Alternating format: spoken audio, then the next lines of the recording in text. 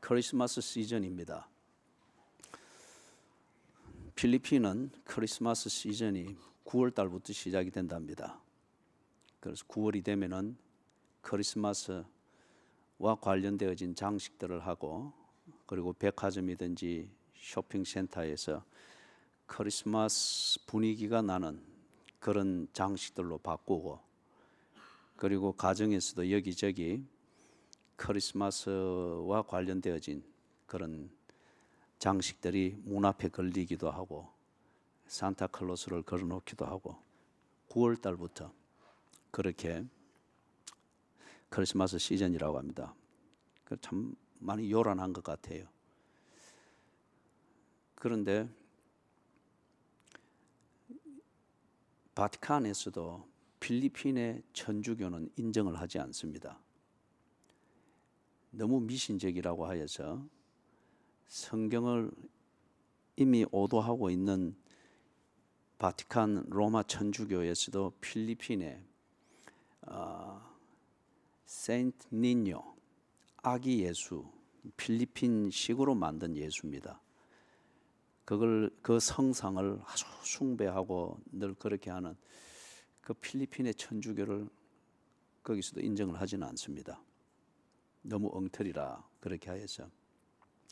그래서 그 크리스마스를 아주 열광적으로, 그리고 온 나라가 들썩거리면서 그렇게 지내는데, 제가 한 번은 세부에 그 있는 신학교에 강의를 하러 갔다가 거기서 이제 점심 식사를 하러 그 옆에 있는 쇼핑센터 그 음식 코너에 가서 먹는데 그 캐롤들이 계속 나오는 거예요. 그 처음에 들을 때 참 분위기가 좋았습니다. 그런데 가사를 가만히 새겨 보니까 이게 블루 크리스마스예요. 제목이 블루 크리스마스.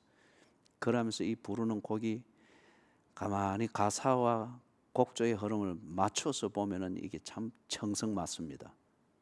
참 청성 맞어요. 그게 요지는 그거예요.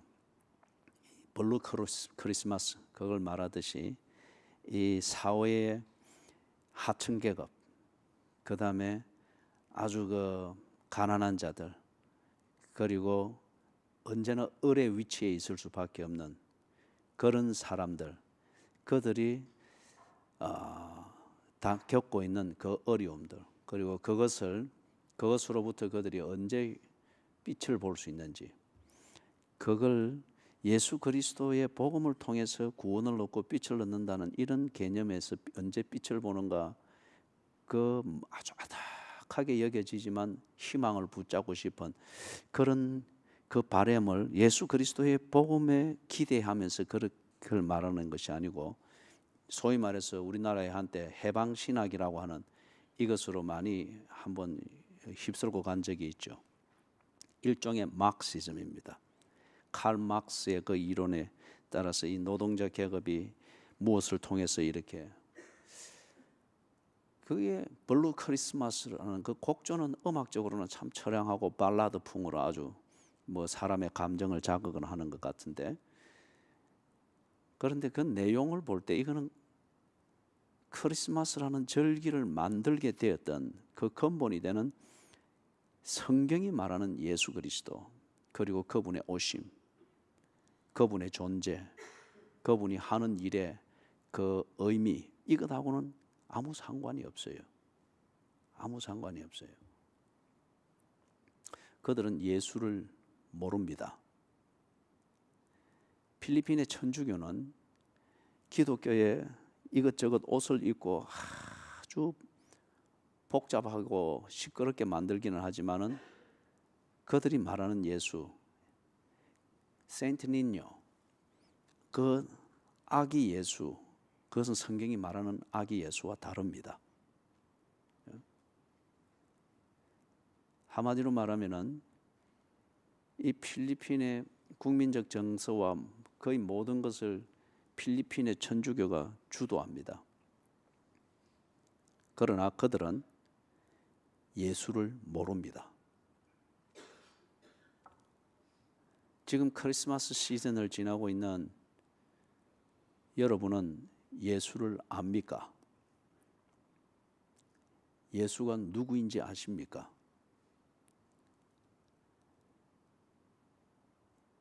예수가 크리스마스의 주인공이 되는 어떤 그러한 문화적 심볼로서의 예수가 아니라 예수가 누구인지 알고 계십니까? 분명히 알아야 될 사람이 어떤 상황이 됐을 때 전혀 예수를 모르고 있는 것이 드러나는 그런 처신을 하고 있고 어떤 그런 크리스마스를 보내고 있고 블루 크리스마스와 같은 그런 처량함을 부르고 있다고 하는 것 같으면 이거 참 예수님께서 그리고 이 모든 일을 이루신 하나님께서 가슴을 치고 통탄할 일일 것입니다. 참 아이러니한 것은 아내는 남편이 누군가를 알아야 됩니다. 그리고 남편은 아내가 누구인가를 알아야 됩니다. 성향, 개성, 그 다음에 목적, 가치관 그런 모든 것을 알아야 됩니다. 그런데 아이러니하게도 가장 무지한 게 바깥에 다른 여자들에 대해서는 많이 아는데 그리고 여자와 어떤 소셜 미팅을 하고 하는 사회적 교제를 하고 하는 이런 매너든지 그럴 때에 여성들이 어떤 반응을 하고 어떻게 불쾌해하는지 이런 것은 많이 아는데 자기 아내는 누군지를 모릅니다. 아내는 누군지를 모르고 역시 남편이 아내는 바깥의 남자들에 대해서는 많이 알고 그리고 남자들과 어떤 사교적 모임이나 이런 정보도 많이 듣고 많이 알고 재미있게 자기를 관리를 하는데 정작 자기 남편이 어떤 사람인가에 대해서는 모릅니다. 그래서 집안에서는 지옥처럼 싸우고 밖에 가서는 천국처럼 자기를 카타르시스 하려고 그렇게 하는 것을 봅니다. 오늘 교회가 그런 것이 아닐까? 그리스도인들이 그런 것이 아닐까? 크리스마스로 요란을 떨지만은 크리스마스 안에 정작 예수가 없는 이런 크리스마스 시즌을 교회가 만들고 있습니다. 예수를 압니까? 예수가 누구입니까?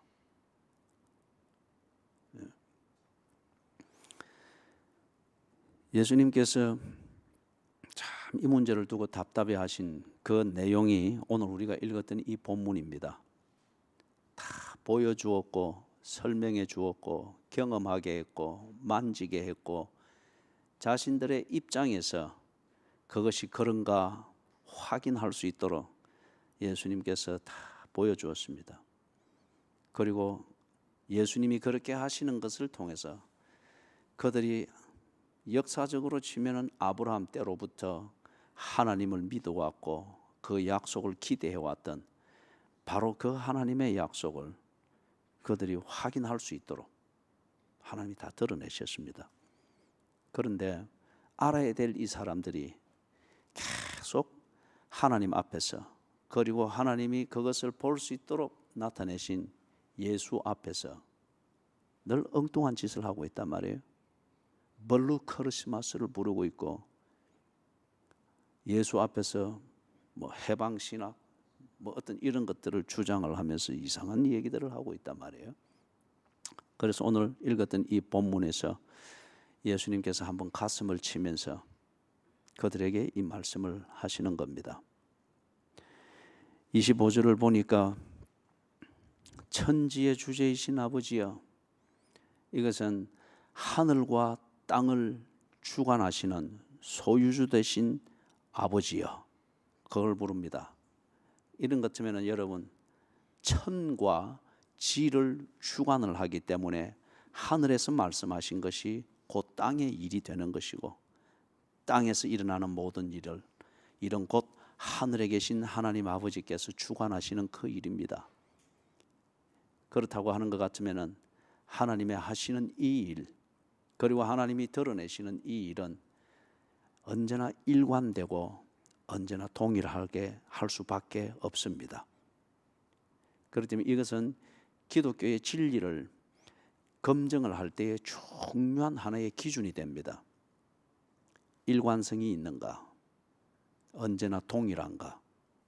이제 어거스틴이 말했던 신학과 마틴 루트가 말했던 신학과 마틴 로이드 존스가 말한 설교와 그리고 전상수 목사가 이 시간에 설교하는 그 성경이 언제나 coherent, 일관되고 동일한가?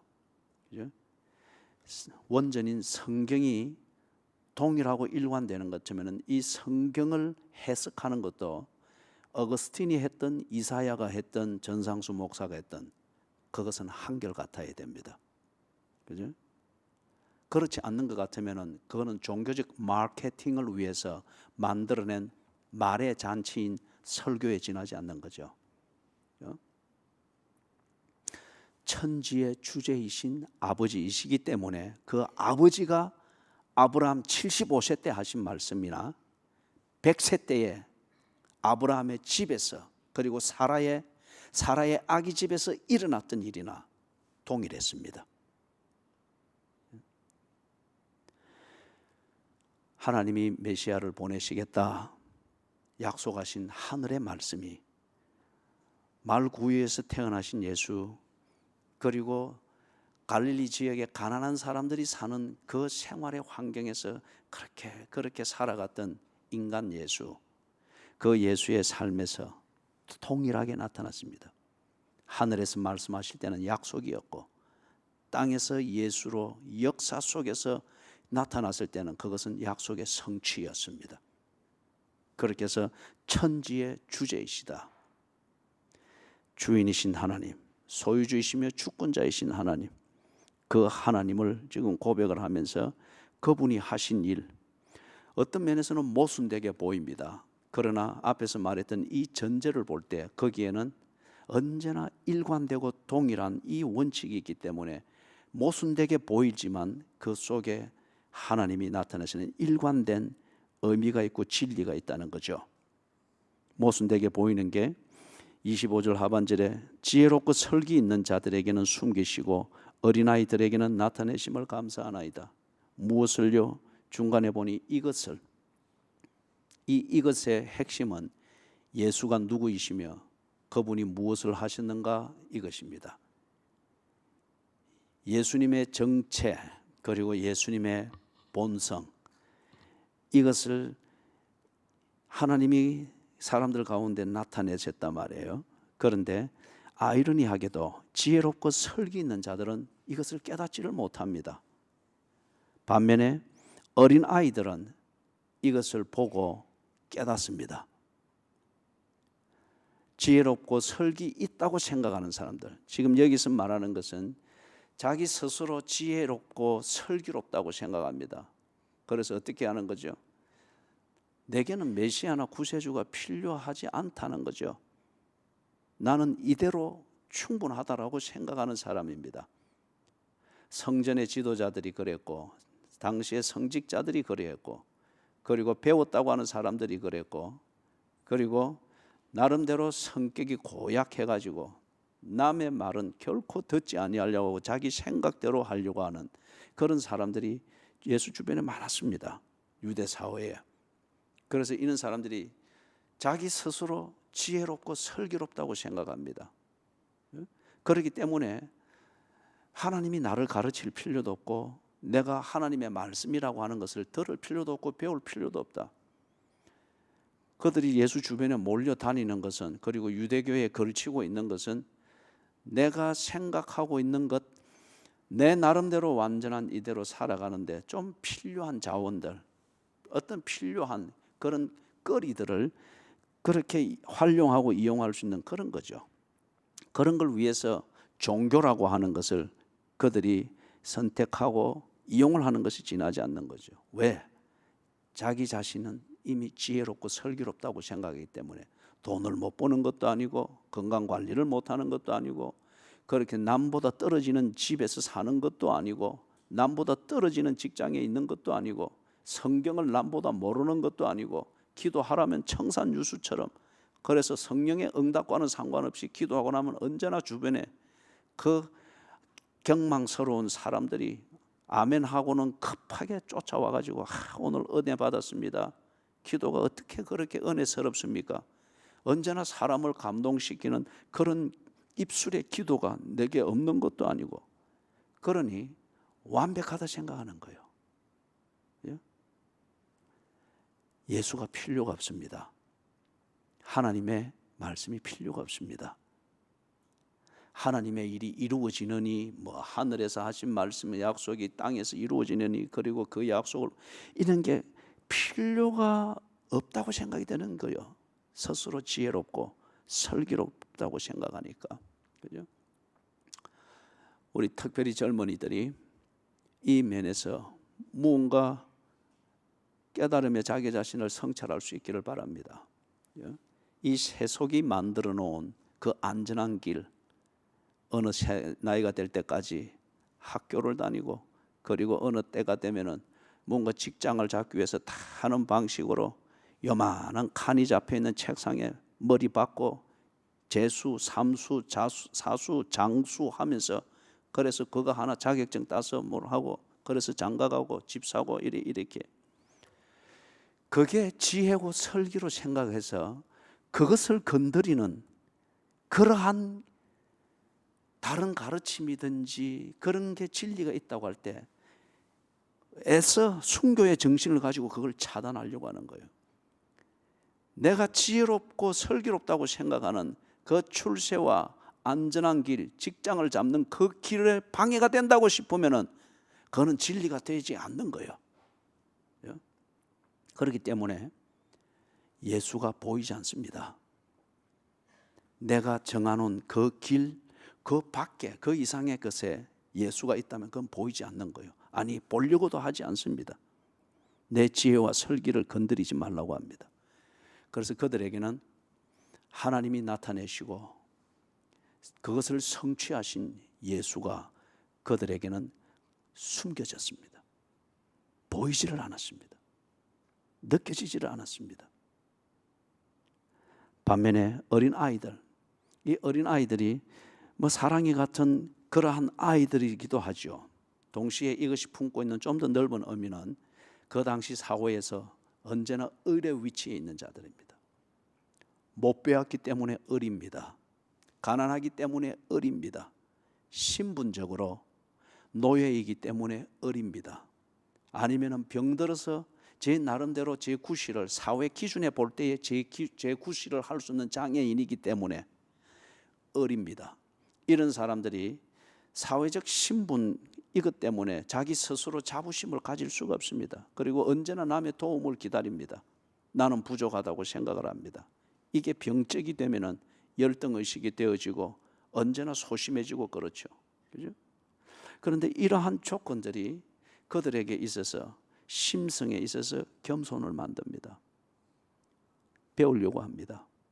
들으려고 합니다. 내가 부족한 것을 알기 때문에. 그런데 그렇게 열려져 있는 마음밭에 예수가 나타나셨습니다. 말씀합니다. 보지 못했던 기적과 같은 일들을 일으킵니다. 그리고 그 의미를 말합니다. 이들이 그것을 듣게 됩니다. 경청하게 됩니다. 그리고 선입관이 없으니 그 의미를 새기면서 그리고 경험을 하게 됩니다. 그래서 어린 아이들에게는 나타내심을 감사하나이다. 왜 이렇게 하신 것이 아버지의 뜻이라고 하면서 이 아버지의 뜻을 예수님은 감사했을까요?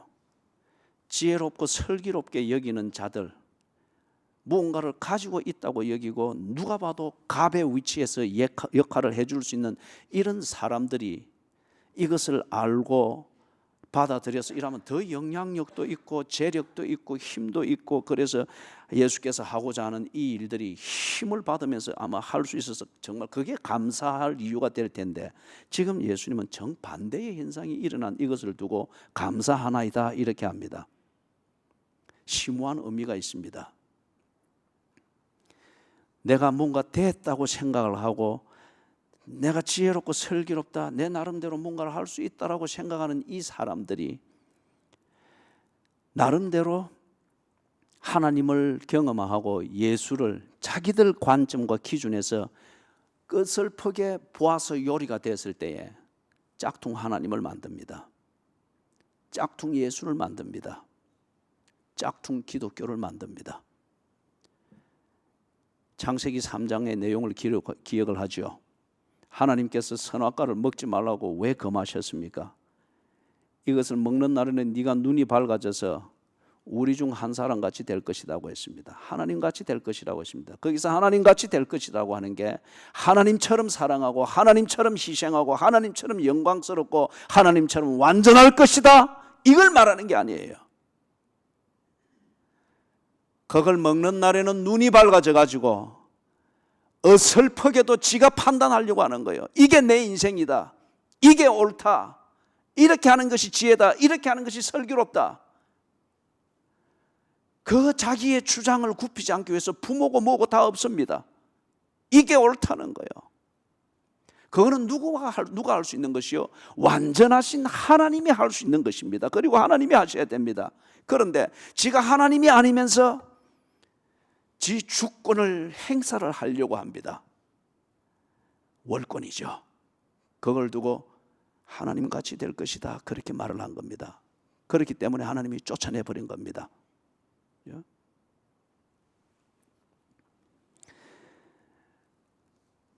지혜롭겠다고 생각하고 슬기롭다고 생각하고, 사랑하는 여러분, 현대 교회 안에서 뭐 이단의 문제, 교회를 어렵게 만드는 여러 가지 문제들이 생기게 될 때에 어떤 사람들이 문제를 일으킵니까?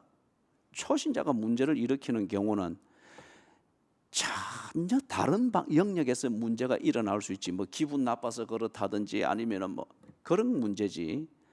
뭐 처음에 좀 막 뭔가 어리가 있어서 헌금을 좀 뭉태기도 하고 했는데 뒤에 보니 그게 후회가 돼가지고 내 돈 내놔라 하고 뭐 그런 문제지. 이단을 만들지는 아니었습니다. 짝퉁 예수를 만들거나 짝퉁 기도를 만들거나 가짜 교회를 만들어서 그러지 않았습니다. 그런 것은 누가 했습니까? 다 목사들이 했습니다. 장로들이 했습니다. 기도 능력 받았다는 권사들이 했습니다. 교회를 지극히 사랑하고 그리스도의 몸이라고 많은 정도까지 경건 생활도 하고 성경의 지식이 있는 안수 집사들이 그리했습니다. 지 나름대로 내가 없으면은 교회가 안 된다고 생각하는, 또 지 나름대로 뭔가 신앙의 체험이 있고 확신을 가졌던 그 경험이 있었던, 스스로 지혜롭고 슬기롭다고 생각하는, 한때 충성스러운 교인이라고 칭송을 받던 그런 자들이 짝퉁 교회를 만들었습니다. 짝퉁 하나님을 만들었습니다. 가짜 복음을 만들어서 순진한 양들을 오도했습니다. 그런데 그렇게 만들어진 이단들이 뭐 지금 신천지가 저렇게 뭐 활개를 쳐도 한 세기를 못 넘어갔습니다. 예? 왜냐하면 그들은 하나님을 모르기 때문에 하나님을 만들 수가 없습니다. 그들은 예수를 똑바로 알지를 못하기 때문에 가짜 예수를 만들 수가 없습니다. 그래서 하나님이 이걸 그들에게는 감추었다고 합니다. 그리고 이 어린 아이들에 해당되어지는 정말 순수하게 온 마음과 힘과 뜻과 목숨을 다해서 하나님을 알고 그리고 판단하고 변화될 수 있는 이 사람들에게 열었다고 합니다. 진심으로 변화가 되어질 때, 거듭날 때 그들이 가짜를 만들 리가 없습니다. 누가 회개를 합니까? 누가 뼈아픈 눈물을 흘리며 하나님 앞에서 뉘우치며 바로 살고자 몸부림을 칩니까? 거룩한 자들이 합니다. 거룩한 자들, 진정으로 거듭난 자들이. 그런 자들은 자기 스스로 지혜롭다 슬기롭다 생각하는 그런 사람들이 아니고 정말 한때 탕자처럼 좌절하고 실패하고 지 자신이 그럴 수밖에 없는 한계가 있는 인간이라고 하는 절대 절망, 그죠? 야스퍼스 철학자 야스퍼스의 말처럼 절대 절망 가운데에서 정말 구원의 빛이 하나님인 것을 알고 그렇게 거듭난 사람. 그들은 가짜를 만들지 않습니다. 그죠? 목사들이 문제가 많고 설교자들이 엉터리를 많이 말하나, 그러나 더 많은 목사들과 설교자들, 정말 이름도 없이 빛도 없이 말씀 하나 붙들고 나를 구원해 주신 그 하나님의 은혜 앞에서 광야의 소리처럼 사라지는 목회를 하고 있고, 그런 설교자로서 삶을 살고 있는 그들 때문에 2018년이 지나도록 교회가 가짜에 의해서 어려움은 겪었으나 교회의 본질이 변한 적은 한 번도 없습니다. 그래서 예수님께서 이걸 두고 감사하나이다. 26절에서 이것이 아버지의 뜻이니이다. 기꺼이 받아들이며 이것을 감사합니다. 그러면서 27절에 내 아버지께서 모든 것을 내게 주셨다고 합니다. 그리고 그렇기 때문에 아버지 외에는 아들을 아는 자가 없고, 아들과 또 아들의 소원대로 계시를 받는 자 외에는 아버지를 아는 자가 없나이다. 아버지를 똑바로 모르기 때문에, 그죠? 아버지를 만들 줄 없습니다. 그리고 아들을 똑바로 아는 게 아니기 때문에 아들을 마음대로 그들이 악한 마음으로 만들 수가 없습니다. 자, 여기서 우리가 조금 정리를 해봐야 됩니다. 마태복음 1장에 보면 예수님의 족보가 나오죠. 예수의 역사성입니다. 예수의 역사성. 예수가 정말 존재했고, 그리고 이 땅에서 정말 실존했다고 하는 것을 보여주는 설명이 마태복음 1장의 족보입니다. 마찬가지로 교회가 지금 2018년의 역사를 통하여서, 그리고 한국의 교회의 역사, 이 기독교 역사 1884년 만주를 통해서 중국의 선교사로 가 있던 로스라는 사람이 만주를 통해서 들어와서 성경을 쪽복음을 번역을 하면서 이 땅에 교회가 시작됐습니다. 그때로부터 치는 것 같으면 현재 134년의 교회의 역사, 이걸 통하여서 예수의 역사성, 예수가 이 땅에 오셨고 예수는 하나님의 약속의 성취로 오셔서 그렇게 사셨다고 하는 것을 증거하고 가르치고 보게 했습니다. 마태복음 1장의 족보처럼 말이에요. 이 2018년 동안에 예수 이래 교회의 2018년 동안의 역사를 볼 때에 복음의 진실성, 그리고 이 교회의 일관성 변질된 적이 없습니다. 베드로를 비롯하여 사도들과 120문도들이 예루살렘에서 모여서 첫 예배를 드리던 그때의 신앙 고백과 오늘 우리가 드리는 신앙 고백이 동일합니다. 그때 그들이 하나님께 감동하여 드리던 헌금의 이 예배의 순서처럼 오늘 우리도 이 순서를 동일하게 지킵니다. 같은 신학적 이유 때문에. 족보를 보면서 예수의 역사성을 알아라는 겁니다. 교회의 역사를 보면서 예수님의 역사성, 이 땅에 오셔서 우리의 교회의 기초를 놓으신, 교회의 머리 대신 예수의 실존을 보라는 겁니다. 마태복음 2장에서부터 4장 성육신하신 하나님을 보여줍니다. 예수께서 이 땅에 오신 하나님이다 하는 이 본성을 보여주는 것이죠. 그것처럼 그것을 이어받은 교회가 성지순례라고 하는 것. 왜 성지순례를 하죠? 예수께서 이 땅에 오신 하나님이라고 하는 그 현장이지 않습니까? 이스라엘의 그 역사성을 거부하는 사람이 없습니다.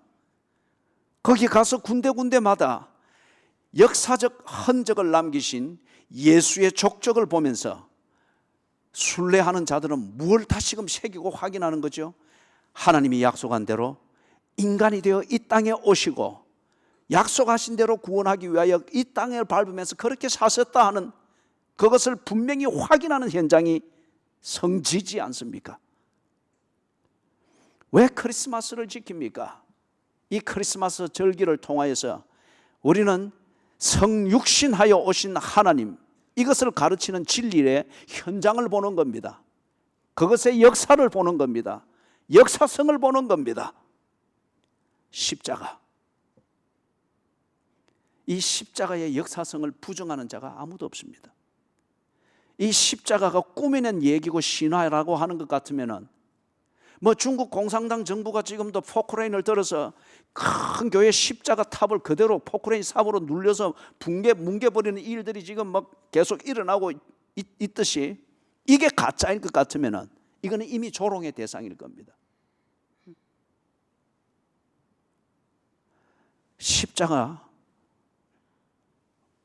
관련되어진 예수 그리스도의 그 모든 얘기들은 역사적 사실입니다.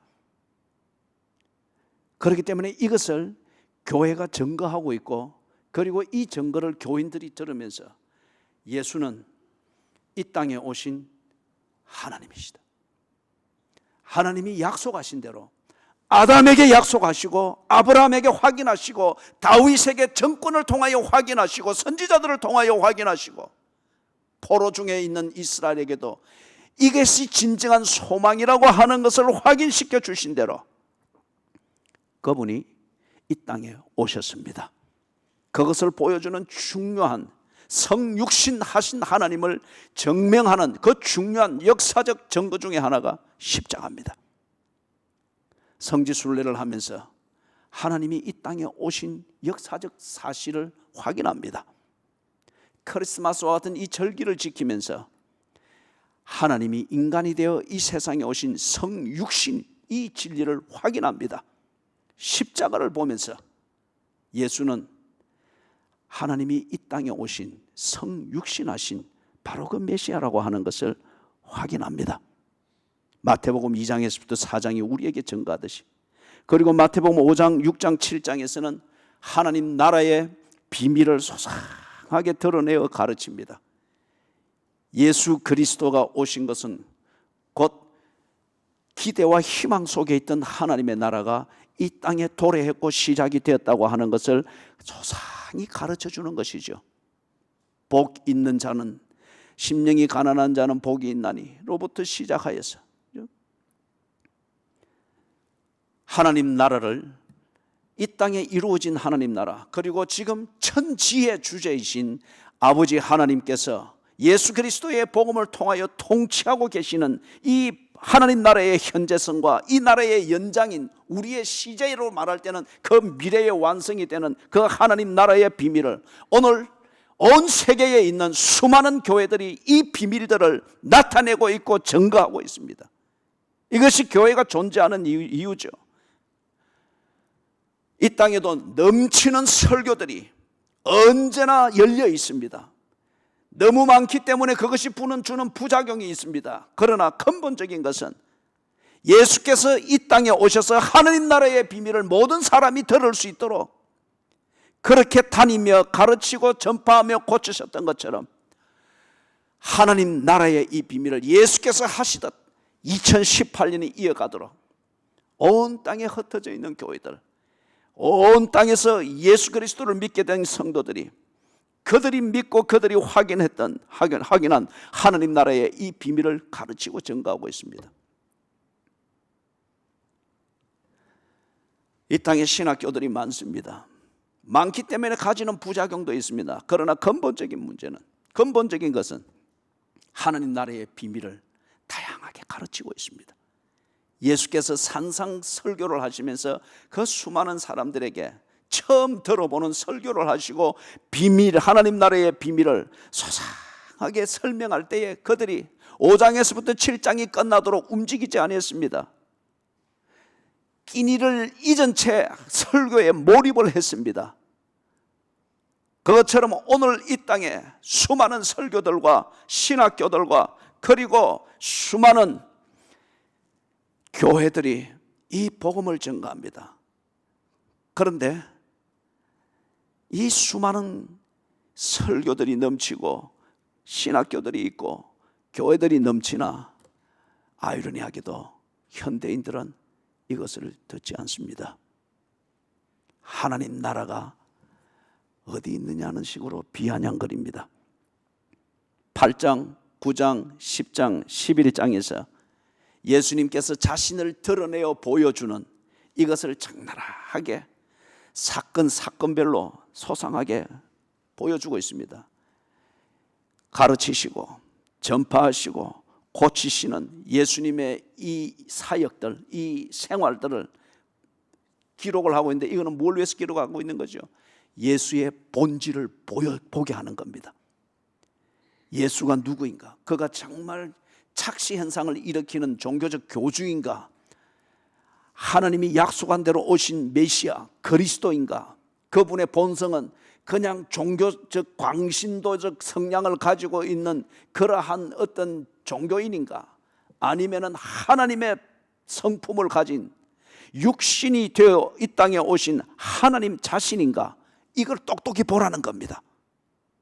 이걸 똑똑히 보고 네가 판단하라고 해서 8장, 9장, 10장, 11장에서 예수께서 하시는 일, 이루시는 기적들, 모든 것들을 소상하게 정리를 해놓았습니다. 오늘 이 시대의 전도 넘쳐납니다. 구제의 일들, 주의 이름으로 하는 구제의 일들이 넘쳐납니다. 그리고 복지, 풀뿌리 복지는 우리 교회들이 하고 있습니다. 프로젝트를 가지고 하는 그러한 복지 정책들과 복지의 그 프로그램들은 눈길은 끌 수 있으나 프로젝트 하나예요. 그러나 정말 사람들을 만나고 사람들을 찾고, 지금 우리도 이 주변에 있는 가정, 두세 가정입니까? 식사를 늘 제공을 합니다. 그걸 위하여서 부엌에서 때로 토요일날 교회에서 자기도 하고, 아니면 주일날 새벽같이 와서 그분들이 먹을 수 있는 그 특식을 만들어서 아침에 배달하고 이 자리에 앉아서 예배를 드리는 거예요. 이런 진정한 복지, 찾아가는 복지는 예수를 믿는 교인들이 합니다. 전도와 구제와 복지, 병원이 세워지고 학교를 짓고, 그리고 무언가 구호단체를 만들어서 어떻게든지 사람들에게 하나님의 사랑, 그리스도의 사랑을 증거하고자 하는 이 교회의 움직임과 교인들의 이 모든 움직임들, 이것은 무엇을 위한 것이죠? 예수께서 2000년 전에 가르치고 전파하고 고치시는 것을 통해서 예수님의 본질이 무엇인가를 보여주듯이, 오늘 교회와 그리스도인들이 하는 이 모든 일들을 통하여서 예수가 누구이시며 그분이 무엇을 하시는가, 예수가 이 땅에 오신 메시아이며 하나님의 성품을 가지신 바로 그 메시아인 것을 보게 하는 겁니다.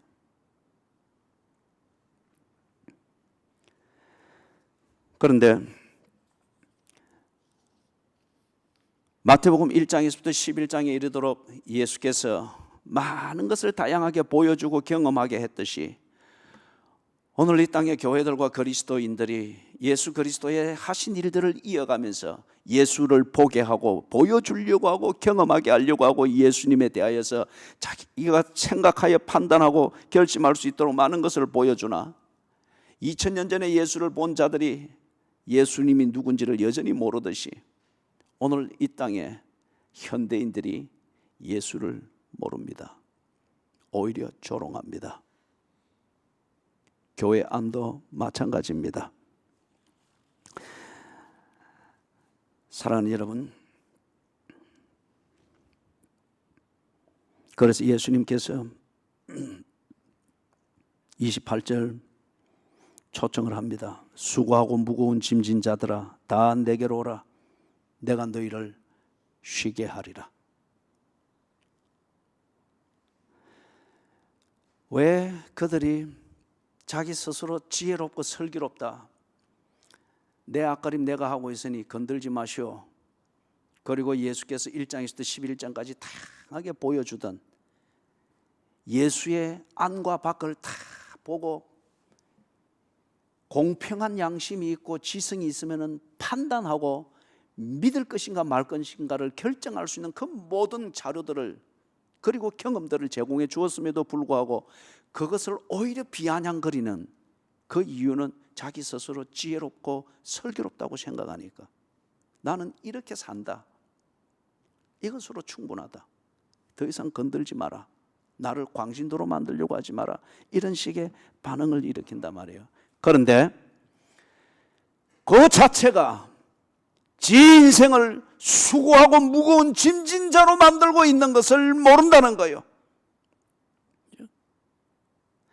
그 사고방식과 그 의식과 그 가치관과 그 자존감과 그 오만함, 이것이 자기 자신을 수고하고 무거운 짐진 자로 만들고 있다고 하는 것을 모르고 있습니다. 이걸 보게 하기 위해서 예수께서 얼마나 그들을 만났으며 그들로부터 돌질을 당할지라도 그들 앞에서 때로는 독사의 자식들아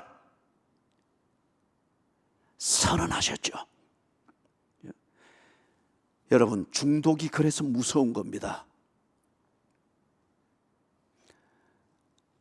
마약을 계속 맞다 보면은 굳어지고 경화되어지고, 그리고 자기 명예 못 살고 원치 않는 실패로 끝나게 된다고 하는 것을 압니다. 그러나 중독이 됐을 때는 못 끊습니다. 취미가 좋은 것은 압니다. 그러나 취미도 중독이 되어지면은 취미가 본질이 되어져서 본질적 삶을 소원하게 여기고 무시하게 되어집니다.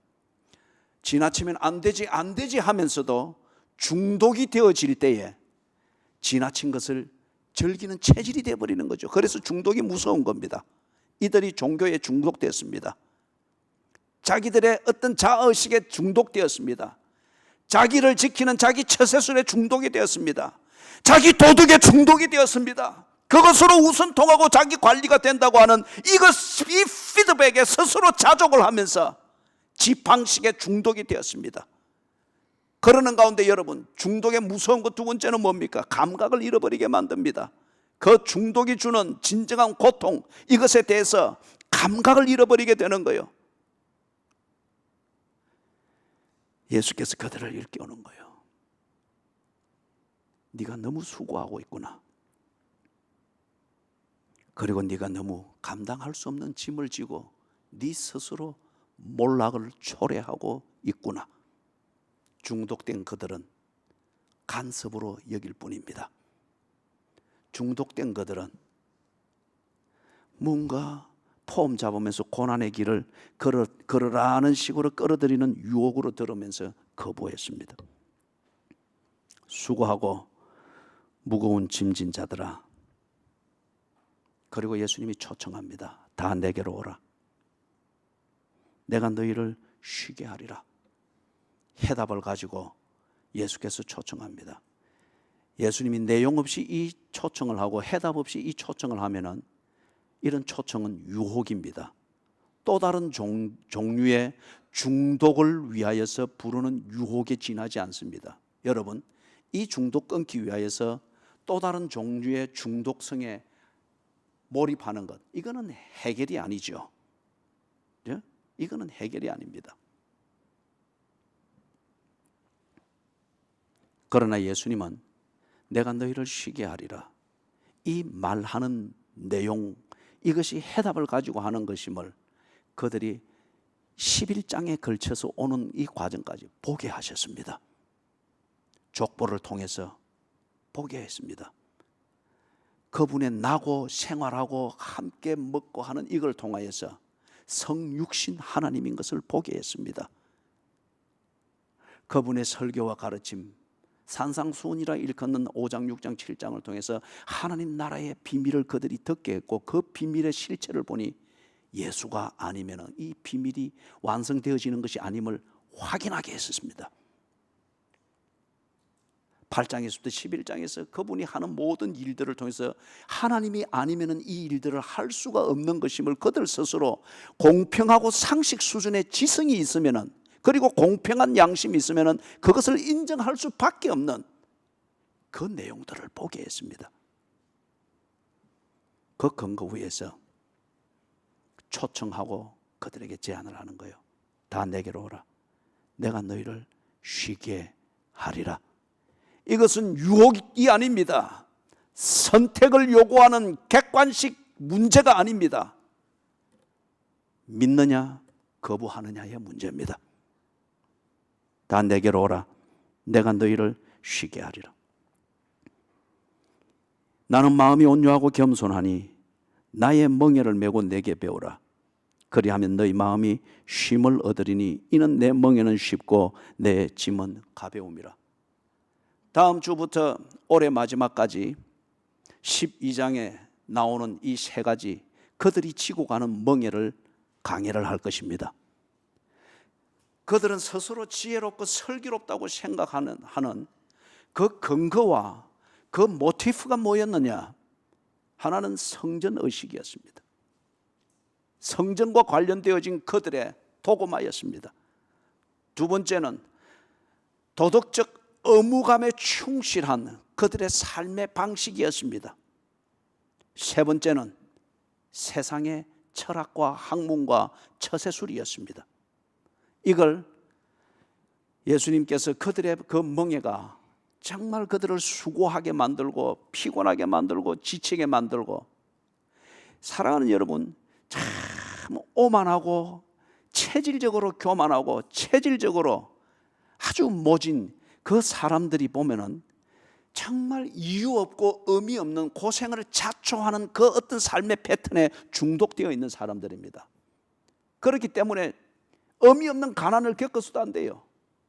의미 없는 질병을 알아서도 안 됩니다.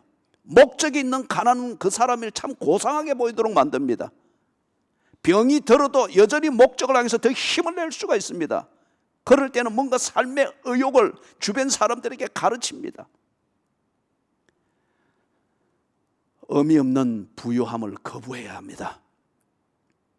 그게 사람을 얼마나 오만하게 만들고 내가 지혜롭고 슬기롭다고 자기 스스로 책임도 질 수 없는 오만에 빠지게 만들어서 자기 위에 사람이 없고 자기 옆에 사람이 없고 나를 떠받들여 줬던 부모와 같은, 나를 위해서 기꺼이 희생해 주었던 그런 은혜를 베푼 사람이 없는 듯이 사는 거예요. 이 예수님 당시에 이 사람들이 왜 보게 해주고 만지게 해주고 맛보게 하고 경험하게 하는 이 진리를, 눈앞에 보이는 이 진리를, 예수 그리스도를 블루 크리스마스를 부르는 분위기를 만드는 레시피로 사용할 뿐 왜 예수를 거부하게 됐는가? 그들은 그것이 지혜고 설기라고 생각했으나 그들을 억누르고 감당할 수 없도록 만드는 멍에였습니다. 이걸 예수께서 지적을 했죠. 내가 성전보다 더 크니라. 요나보다 더 큰 이가 여기에 있느니라. 솔로몬보다 더 큰 사람이 바로 너희들 앞에 있느니라. 나 예수니라.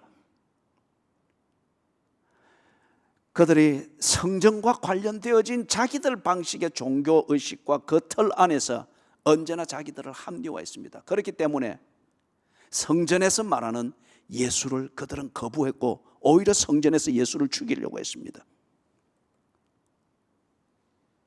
그들은 요나처럼 해야 될 일에 충실하고 의무를 다하면은 하나님의 백성이고 축복을 받는 자라고 생각을 했습니다. 그러나 요나가 어떻게 한 거예요? 그의 마음은 부패했고 정죄했습니다. 니느웨가 망하기를 원했습니다. 그러나 하나님이 시키신 일은 했습니다. 가서 증거는 했습니다. 의무를 다하는 것, 율법적 그 선행을 행해서 의무를 다해서 도덕적으로 바로 살면 다 되는 걸로 생각했기 때문에 예수께서 거듭나야 한다는 이 말을 그들이 알아들을 수가 없었습니다. 성육신을 그들이 결코 이해할 수가 없었습니다. 언제나 도덕적 그들의 기준을 가지고서 예수께 시비를 걸려고 했을 뿐입니다. 솔로몬이 많은 철학에 도통했습니다. 그러나 그 철학으로, 세상의 학문으로, 세상 사는 방식으로 부귀영화를 찾던 솔로몬의 그 도통한 듯 여겨지는 그 지혜로 완전할 수는 없었습니다. 영어 이름에 다윗도 많고 요셉도 많고 제이콥도 있고 아브라함도 있고 여러 많으나 그러나 솔로몬이라는 이름은 짓지 않습니다. 화려했으나 솔로몬은 쾌락주의에 희생이 되어서 아주 좋지 않은 종말을 맞이했죠. 예수께서 성전보다 더 큰 이가 여기 있느니라. 요나보다 더 큰 이가 여기 있느니라. 솔로몬보다 더 큰 이가 여기 있느니라. 네 자신을 지혜롭고 슬기롭다고 생각하게 만드는 솔로몬의 멍에와 요나의 멍에와 성전의 멍에를 가지고서 네 자신을 지혜롭고 슬기롭다고 여기면서 오만을 떨면서 예수 그리스도 하나님께서 나타내신 그 진리를 거부하면서 네 스스로 지혜롭고 슬기롭다고 착각하나 네가 독사의 자식이 되고 있는 것을 아느냐? 네가 전정 회복할 수 없는 수고와 무거운 짐을 지면서 그 고통을 느끼면서 실존주의자들의 몸부림처럼 그것이 뭔가 살아있는 증거인 것처럼 장난질을 하고 있는 네 실체를 알고 있느냐? 네 멍에를 벗어라. 그리고 나의 멍에를 메어라. 성전보다 더 크니라. 요나보다 더 크니라. 솔로몬보다 더 크니라. 이것을 맬 때에 솔로몬이 찾지 못했고 요나가 누리지 못했고 성전이 해주지 못했던 그 평안과 쉼을 얻게 될 것이니라. 예수를 압니까? 크리스마스를 맞이하면서 그리고 크리스마스의 그 의미를 새기면서 축하하려고 하는 여러분들, 예수를 압니까? 블루 크리스마스를 부르고 또는 징글벨 징글벨을 부르면서 신나게 발을 구른다 할지라도 예수를 모르는 것 같으면은 예수의 빗대어 그렇게 만들어진 그 흥겨운 문화나 그런 멍에가 결코 여러분에게 쉼과 평안을 주지 않아야 할 겁니다. 분위기 있는 크리스마스를 보내면서 오히려 중독되어 있는 내가 고통을 모를 뿐이지, 그러나 내 실제는 수고하고 무거운 짐에 눌리며 그렇게 쓰러져 가는 겁니다. 예수를 아십시오. 마태복음 1장에서부터 11장에 나와 있는 것처럼 예수가 다 드러내 보여주었잖아요. 교회를 통하여서 그리고 이 세상에 복음이 증거되어지는 설교와 모든 것을 통해서 예수가 당신을 보여주듯 교회와 그리스도인들이 그리고 교회의 문화가 예수가 누구이신가를 볼 수 있도록 보여줍니다. 지혜롭고 슬기롭다 생각하지 말고 수고하고 무거운 짐진 자라고 하는 자기의 실제를 보면서 어디에서부터 이것을 구할 수 있을까? 겸손한 마음으로 여러분에게 들리는 크리스마스의 메시지를 귀담아 들으십시오. 여러분이 보게 되는 크리스마스의 풍경의 내면을 깊이 들여다보십시오. 그리고 수고하고 무거운 짐을 지게 하는 멍에를 벗어버리고 예수 그리스도께서 부르시는 그 평안의 복음으로 들어가시길 주님의 이름으로 축원합니다. 하나님이여, 우리의 건방진 것을 용서해 주시옵소서. 중독되었을 뿐 우리가 아는 것이 없습니다. 중독되어졌기 때문에 그냥 중독이 이끄는 대로 살아가는 것뿐입니다. 그것이 결코 지혜가 아니고 설기가 아님에도 불구하고 이 중독성 때문에 일으키는 착시 현상으로 예수를 거부하며 진리를 거부하며 크리스마스를 통하여서 우리의 중독을 더욱더 충족시키려고 하는 이 어리석음을 범합니다. 하나님이여, 이 크리스마스 시즌에 당신을 드러내어 보여주고 경험하게 하시는 우리 예수님을 겸손히 들여다보게 해 주시옵소서. 그리고 공평한 양심을 가지고 들리는 것을 판단하게 해 주시고, 그리고 내 지성이 아직 몰락하지 않은 내 지성이 인정하는 사실과 그 진실, 그 앞에서 우리의 양심을 가지고 믿을 것인가 말 것인가를 판단할 수 있는 이 영성을 허락해 주시옵소서. 예수님의 이름으로 간절히 기도드리옵니다. 아멘.